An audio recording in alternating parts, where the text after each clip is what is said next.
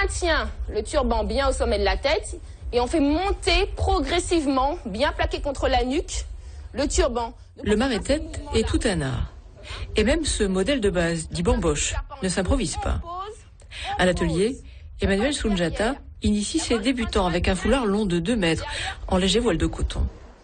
On revient devant, on continue jusqu'au bout et on cale, il n'y a pas de nœud.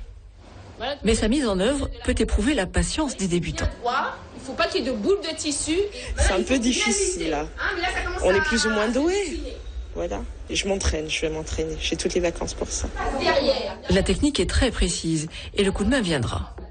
Une fois réussi, le turban révèle la nuque et les traits du visage. C'est vrai que moi je trouve que c'est très joli, très élégant, voilà, je trouve que c'est esthétique. Et puis le côté pratique aussi, enfin une fois qu'on sait le faire, je pense que ça peut dépanner quand on sait pas voilà, comment se coiffer ou autre. Je trouve que en fonction des tenues aussi, ça peut rajouter une petite touche aussi en fonction de l'humeur du jour, de la couleur, de toutes ces choses-là. Je trouve que c'est intéressant à mettre en œuvre. Accessoire de mode aujourd'hui, le maré-tête serait un héritage du 19e, une obligation faite par la loi aux premières femmes affranchies. On retrouvait la loi Tignon, d'ailleurs qu'on trouve le mot tignasse à l'intérieur, chignon, qui imposait aux femmes noires, créoles, de se couvrir les cheveux.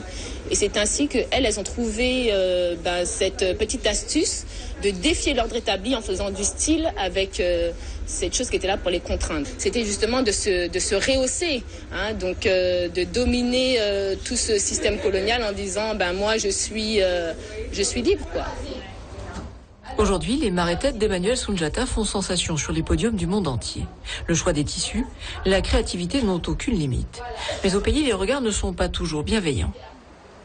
Tout ce qui vient un peu de l'africanité, ça a tendance à être un peu mal vu à la base. Donc là, il y a le mouvement des cheveux naturels qui commence à revenir au fur et à mesure. Donc je pense qu'il y a une certaine prise de conscience et que les choses se faire au fur et à mesure, tranquillement. De nos jours encore, le maré-tête serait donc un peu une façon d'exprimer son indépendance et son refus des conventions. À coup sûr, un style créatif et très personnel, car rares sont les femmes aujourd'hui qui maîtrisent cet art de métamorphoser leur silhouette.